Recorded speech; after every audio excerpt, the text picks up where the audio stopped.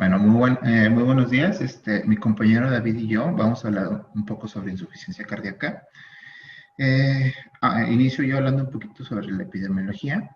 Tenemos que la insuficiencia cardíaca es una de las enfermedades a nivel mundial. De hecho, se llega a considerar parte de una epidemia, ya que viene siendo una patología que está al final de todas las enfermedades cardíacas conocidas.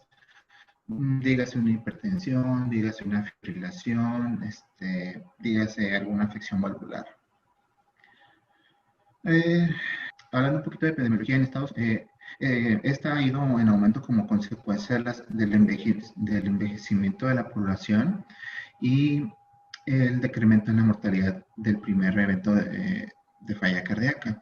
La tasa global de la incidencia es de aproximadamente 5 a 10 mil por cada, de 5 a 10 mil por cada mil personas por año. Se estima que 5.1 millones de personas están viviendo actualmente con insuficiencia cardíaca en Estados Unidos y la incidencia está aumentando en adultos, en jóvenes, y tenemos una alta prevalencia de insuficiencia cardíaca en adultos jóvenes, sobre todo en adultos menores de 40 años. Y estos adultos comparten en común que tienen sobrepeso y obesidad. Otro factor de riesgo que influye es el sedentarismo, que se asocia directamente con la disminución de la actividad contráctil del corazón. De hecho, muchas veces los pacientes no necesariamente tienen que tener una hipertensión o una afección cardíaca de por medio para poder llegar a tener una insuficiencia cardíaca. Con el simple hecho de ser sedentarios pueden llegar a generar una insuficiencia cardíaca. En México, lo que dicen en el... Nada más antes de que avances, nada más aclarar el punto previo dale una hacia atrás, por favor. En cuestión de la incidencia, nada más que nos decías de 5 a 10 mil por cada 1000 personas, no, son de 5 a 10 por 1000 personas en el año. Perdón, sí, lo dije mal. Sí, ok, seguimos.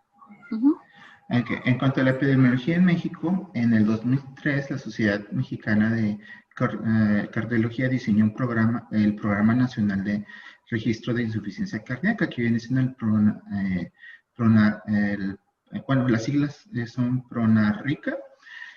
Dentro de sus resultados destacan que los pacientes, bueno, el estudio fue del 2003 al 2007, si no me equivoco.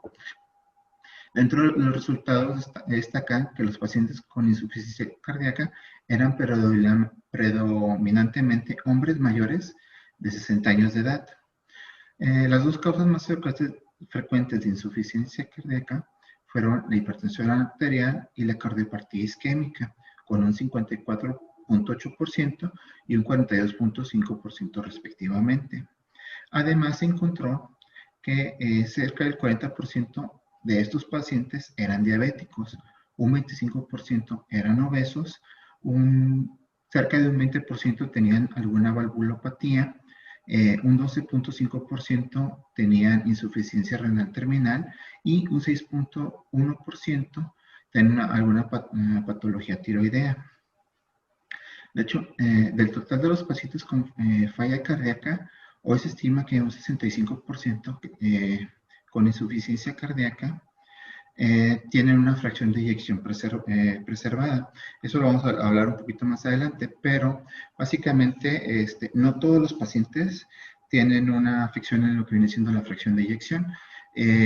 Hay pacientes, bueno, para fines prácticos, los pacientes que tienen una fracción de eyección por debajo del 50 se dice que no está preservada, por arriba del 50 se dice que tiene una fracción de eyección preservada. Y dentro de los pacientes que tienen una fracción de eyección preservada, los pacientes con cardiopatía hipertensiva, es muy común que suelan tener una fracción de eyección conservada. Dentro de los criterios para diagnosticar una insuficiencia cardíaca, encontramos los criterios de Framingham. Son criterios meramente clínicos. Dentro de esos vamos a encontrar criterios mayores, criterios menores. Los criterios mayores son principalmente y menores, pues bueno, son criterios tanto respiratorios, cardíacos, de congestivos, y se añade un extra que viene siendo la pérdida de peso mayor a 4.5 kilogramos después de 5 días de haber iniciado algún tratamiento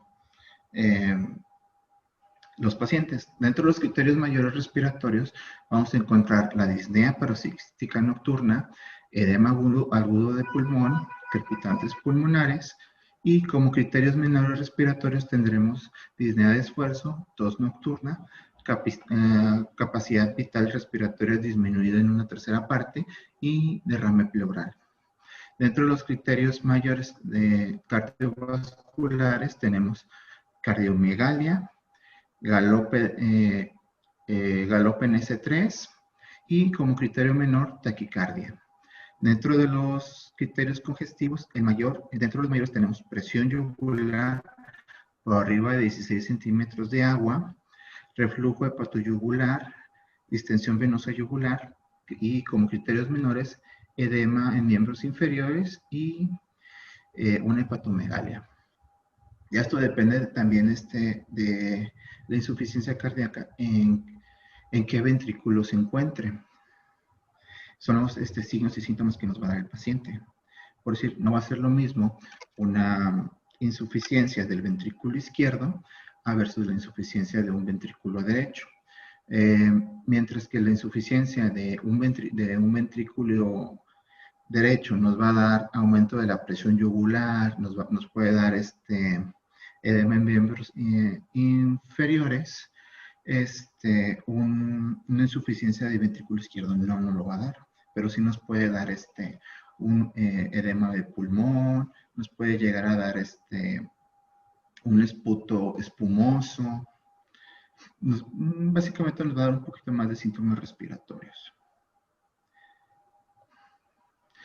Dentro de las manifestaciones clínicas encontramos que la más común va a ser la disnea, pero pues es en sí la menos específica. Perdón, es la menos inespecífica. Dentro de los síntomas típicos vamos a encontrar disnea, ortopnea, disnea paroxística nocturna, intolerancia al ejercicio, fatiga, cansancio. Vamos a tener que tenemos más tiempo para recuperarnos de una actividad física que normalmente hacemos. Así como también vamos a tener síntomas muy inespecíficos como aumento de peso, que en el paciente se va reflejado como más de 2 kilos por semana, pérdida de peso, pérdida de tejido muscular, soplo cardíaco, edema periférico, crepitantes pulmonares, lo que viene siendo la taquicardia, pulso irregular, taquipneas, entre otros, ¿no? También vamos a tener signos muy específicos, como viene siendo la presión, la elevación de la presión venosa yugular, el reflujo hepatoyugular, el tercer sonido cardíaco, que viene siendo el S3, el impulso apical desplazado lateral, lo sentimos en el momento de la exploración. Dentro de la exploración, pues tenemos que hacer una exploración muy completa, sobre todo para poder llegar a saber de qué lado o cuál de los dos ventrículos está habiendo una falla. Por decir, si tenemos una afección del ventrículo izquierdo, pues podemos encontrar en el paciente un abdomen globoso, con hepatomegalia, que en el momento en el que el paciente lo tenemos recostado, si oprimimos un poco el hígado, vamos a tener reflujo yugular, podemos encontrar una ascitis, un edema periférico de miembros inferiores, extremidades frías y edematizadas por el mismo edema. Podemos encontrar ingurgitación yugular, reflujo hepatoyugular, y en el caso de una afección del ventrículo izquierdo, podemos llegar a tener un derrame pleural, un edema agudo de pulmón, o inclusive tener lo que viene siendo frecuencia cardíaca aumentada, una temperatura normal, también podemos llegar a tener frecuencias cardíacas disminuidas, y pues hay que recordar que en este caso los pacientes o la cardiopatía que más comúnmente puede llegar a ser insuficiencia cardíaca, pues va a ser la hipertensión crónica. Entonces, pues es común que vayamos a encontrar algún pacientito con sobrepeso. ¿De acuerdo? Dentro de las etiologías, no nomás bueno, lo que había dicho de la hipertensión, que es una de las principales causas de la insuficiencia cardíaca, pero también, como había dicho, es la finalización de muchas cardiopatías. Inclusive también se puede ver sí, lo podemos ver en daño por intoxicaciones por metales pesados, como cobre, hierro, plomo. Lo podemos ver en enfermedades, en procesos isquémicos, en procesos que relacionen patologías inmunológicas como VIH, en enfermedades, se me fue, en algunos tipos de cáncer que pueden llegar a ser metástasis al corazón. Realmente es una lista enorme de patologías que nos pueden llegar a generar una insuficiencia cardíaca. Pero aquí, sobre todo, sobre lo que más tenemos que hacer hincapié, y es que es común que los pacientes lleguen a ser insuficiencia cardíaca por algo tan simple como una hipertensión. Entonces, un paciente con hipertensión sí es muy común que llegue a nuestra consulta, es muy común que lo veamos. Sí es muy importante hacer hincapié en el estilo de vida, en el estilo, que lleve una buena alimentación, que lleve que el paciente llegue a hacer ejercicio diario, para que precisamente nuestros pacientes que lleguen a tener hipertensión no lleguen a tener una insuficiencia cardíaca. Dentro de los estudios de gabinete que podemos encontrar, que nos pueden ayudar a generar nuestro diagnóstico, aparte de la clínica que ya había comentado, pues vamos a tener el electrocardiograma. En el electrocardiograma podemos llegar a encontrar muchos tipos de afecciones, desde una FA, una hipertrofia ventricular, e inclusive bloqueos que nos pueden dar o decir más o menos por dónde va nuestro diagnóstico, o más o menos el por qué nuestro paciente está generando una insuficiencia cardíaca. Yo encontré que en el caso de los electrocardiogramas, la mayoría de los pacientes con insuficiencia cardíaca con fracción de eyección reducida tienen una anomalía significativa en un electrocardiograma. En los pacientes con un electrocardiograma normal, hace que la disfunción sistólica sea poco probable. De hecho, llega a tener un valor predictivo negativo hasta de un 98%. Dentro de las afecciones o de las anomalías en estos pacientes que nos vamos a encontrar en sus electros, pues puede ir desde un infarto agudo del miocardio, una fibrilación auricular, una hipertrofia de ventrículo izquierdo, inclusive una hipertrofia de ventrículo derecho, o bloqueos de rama. Como agregado a las hipertrofias ventriculares, yo encontré que lo que viene siendo en el electrocardiograma, los hallazgos que vamos a encontrar en una hipertrofia de ventrículo derecho van a ser Rs grandes, sobre todo en B1, y conforme va avanzando a B2, B3 y B4, se van a ir haciendo un poco más pequeñas y nos van a generar este patrón como que en caída o en subida.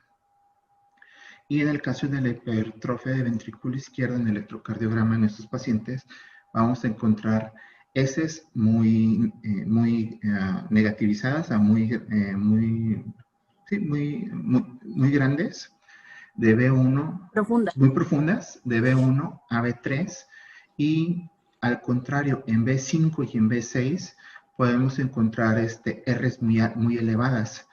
De hecho, si se saca la suma los milímetros de lo que mide la S en B1 y de lo que mide la R en B5, y si me da más de 35 milímetros, no, podemos hacer un diagnóstico de hipertrofia ventricular por electrocardiograma. Hablando un poquito de la radiografía. ¿Cómo se llaman los criterios para buscar en el electrocardiograma hipertrofia ventricular? ¿Alguien? ¿Aro?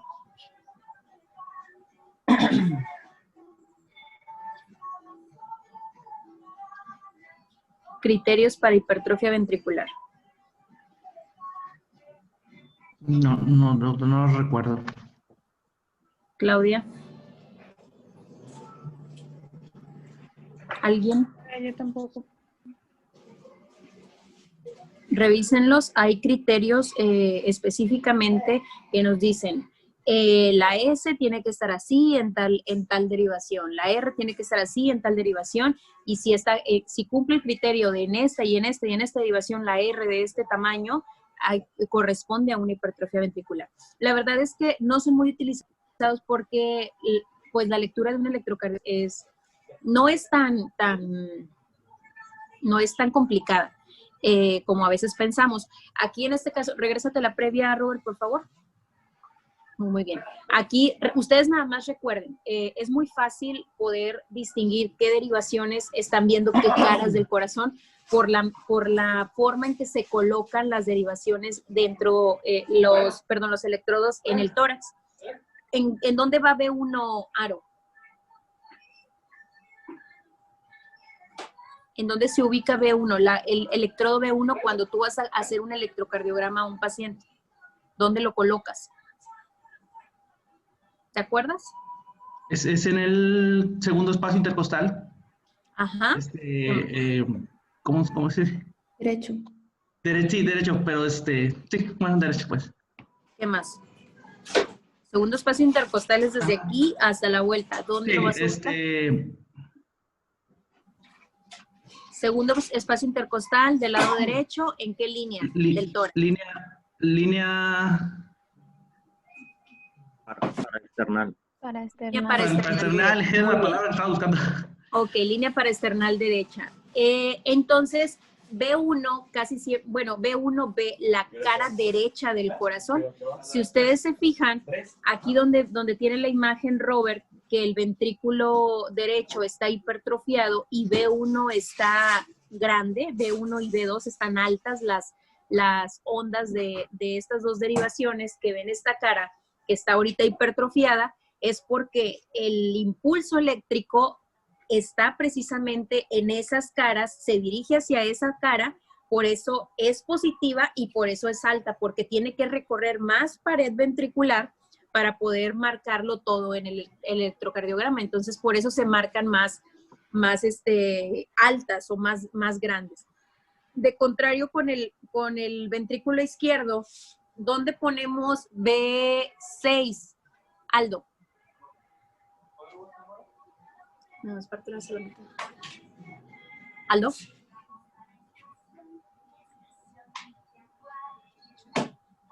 Aldo.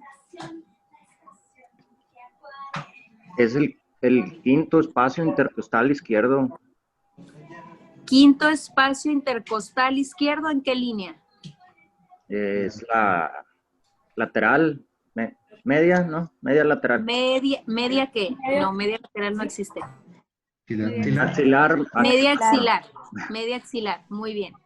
En la línea medio axilar, quinto espacio intercostal. ¿Y B5, Claudia? También es el quinto espacio intercostal, pero en la línea medio clavicular. ¿Medio clavicular? No, la verdad no me acuerdo. Axilar anterior. Ok. En la axilar. El espacio... Mayra. En la axilar anterior, doctora. Axilar anterior. Línea axilar anterior. ¿Ok? Entonces, quiere decir que B5 y B6 están de este lado. De contrario, B1 y B2. Entonces B1 y B2 ven el lado derecho del corazón. Recuerden que el corazón está dirigido hacia abajo, hacia el frente y hacia la izquierda. Entonces B5 y B6 ven la cara izquierda del corazón y la cara inferior. Por eso, si nosotros tenemos una hipertrofia del ventrículo izquierdo, precisamente en B5 y B6 vamos a ver las R's profundas o altas. Altas en este caso, si vemos aquí 5 y 6, ¿por qué altas? Porque precisamente la dirección del impulso eléctrico va dirigido precisamente hacia B5 y B6. Entonces, si van dirigidos, quiere decir que vienen hacia ellas, entonces eso lo marca como positivo. Si se alejara de ellas, sería negativo, por eso se marcarían de negativo. Entonces, es muy fácil encontrarle una explicación si nosotros vemos R's muy profundas, solamente tenemos que valorar en qué derivaciones las estamos viendo. Si vemos que están en B1 y B2, muy seguramente estamos frente a una hipertrofia ventricular derecha, B5 y B6, una hipertrofia ventricular izquierda. Pero les digo, hay criterios también que los pueden aplicar en caso de que de repente no falta quien se le complica un poquito esto de la lectura del electrocardiograma, apenas la van a ir, generalmente ahorita ya la deberían de traer al hilo porque ya deberían de haber tenido varias rotaciones en el servicio de urgencias, pero pues ahorita no ha sido posible. Entonces quiero que tengan que vayan agarrando esta habilidad para que cuando les toque estar rotando en el servicio de urgencias puedan realizarlo y puedan hacer lecturas de electrocardiograma mucho más rápido, ¿ok? Bueno, seguimos. Y la otra que me faltó agregar, nomás que no tengo la imagen, lo que viene siendo las T's están negativizadas en lo que viene siendo B5 y, sí, en lo que viene siendo B5, aparte de las R's altas, vamos a tener T's negativizadas, ¿no? Serían esas tres características del electro para una hipertrofia ventricular.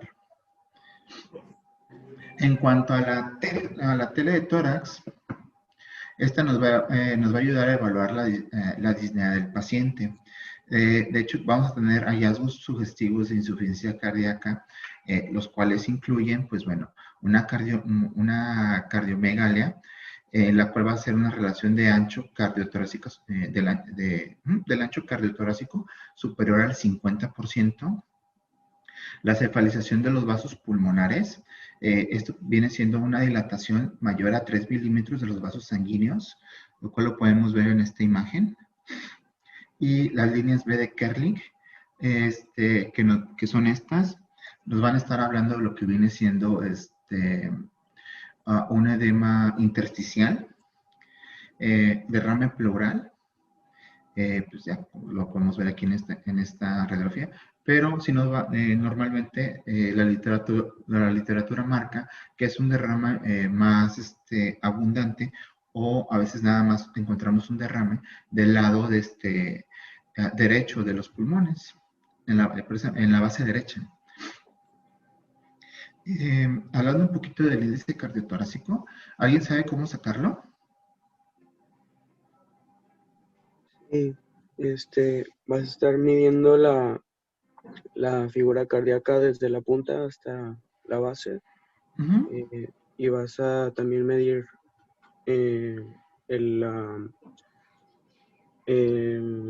no recuerdo la palabra, los centímetros que tenga la caja torácica, y vas a hacer la división de eso y lo vas a tomar en una radiografía, en una PA.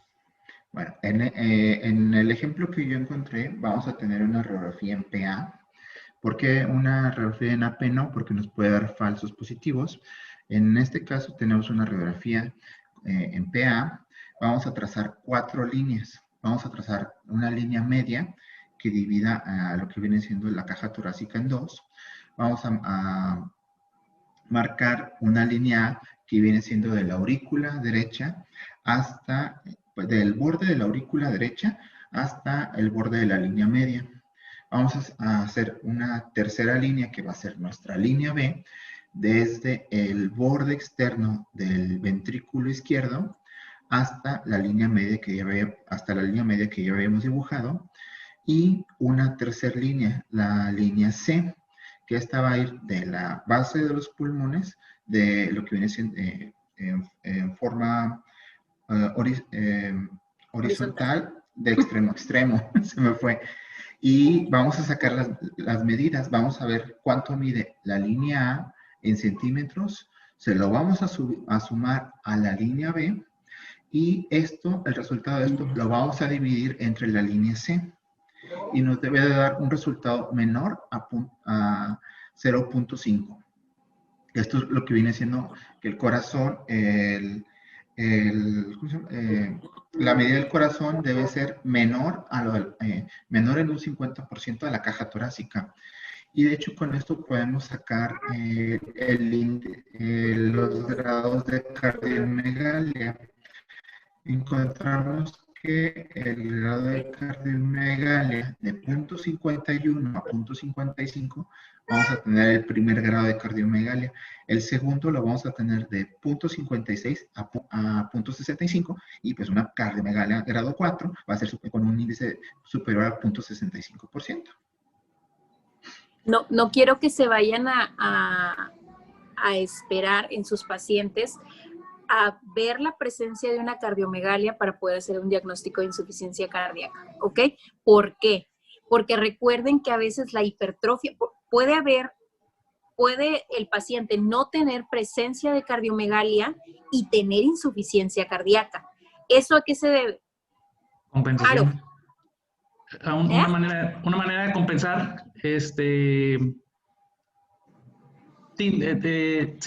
no se ría. Una manera... ¿Una manera de qué? El corazón de compensar esa falla al inicio del padecimiento. No. O sea... Mire, puede haber insuficiencia cardíaca si no hay cardiomegalia. ¿Por qué? Depende. Porque el paciente va a llegar con ustedes, si se hizo la radiografía por fuera o fue a consultar por fuera, es que mire, tengo el corazón bien grande, de seguro ya no me funciona. Eso cualquiera se lo puede decir.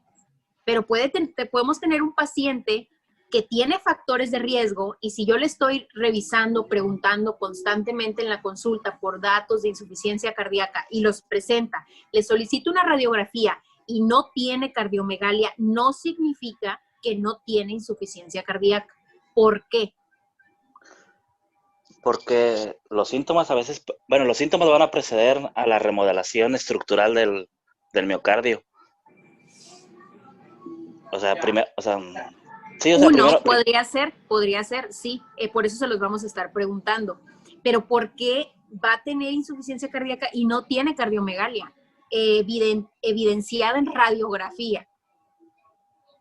O sea, no, lo que yo quiero es que si ustedes tienen un paciente con datos, con síntomas, con criterios mayores y menores que nos cumplan la sospecha diagnóstica de una insuficiencia cardíaca, no se tengan que esperar a que no, pero en la radiografía se ve bien. No, lo vamos a esperar tantito. No, ¿cuál lo vamos a esperar? Ese paciente necesita ser valorado por segundo nivel. ¿Por qué? ¿Perlita? Puede estar iniciando apenas con el padecimiento y todavía no alcanza a afectar. Bueno, y ese paciente tiene hipertrofia ventricular. Porque recuerden que la hipertrofia ventricular primero crece la pared ventricular hacia adentro y reduce el espacio de las cavidades ventriculares. Primero hay una hipertrofia ventricular que no hace crecimiento propio del corazón, sino que crecen las paredes ventriculares, se hipertrofian hacia adentro, y eso solamente lo vamos a evidenciar con un ecocardiotorácico. Entonces, nosotros podemos tener una radiografía normal y resulta que el paciente ya trae un FEBI disminuido. Entonces, sí es importante que por eso sí es importante la clínica y estar auscultando. ¿Qué vamos a encontrar? ¿Qué nos decía? Bueno, ya nos decía Robert todo lo que podemos encontrar en la auscultación, que lo tenemos que estar revisando constantemente. Por eso no se levanta nada más porque sí, cuando están rotando en un consultorio, a auscultar el tórax, a ver qué escuchan. No, ustedes tienen que ir buscando intencionadamente. Si están auscultando un paciente que tiene hipertensión arterial, que ya tiene una hipertensión arterial crónica o que tiene más enfermedades que pueden ser factores predisponentes para esta patología, bueno, ¿qué es lo que tengo que buscar yo en el corazón intencionadamente para sospechar o para decirle al médico, no, todo se escucha bien. No, ¿sabe qué, doctor? Mire, le escucho esto. Eso es precisamente lo que ustedes tienen que hacer dentro de la consulta. Y obviamente ya cuando tengan su consulta o cuando ya sean, cuando tengan su consultorio.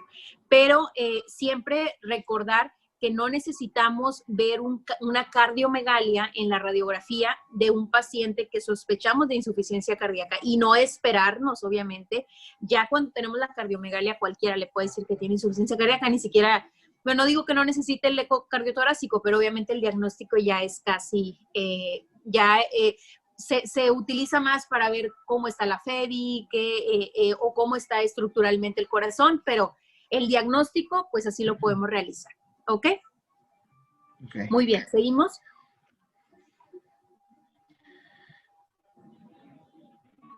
Okay.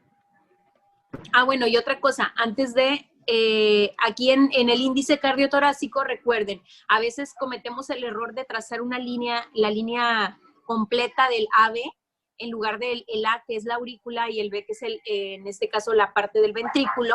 Si se fijan ahí en la imagen, están en diferentes niveles porque tenemos que trazarla desde la línea media torácica hacia la parte que esté más externa de la silueta cardíaca, tanto al área auricular como al área ventricular. ¿Ok?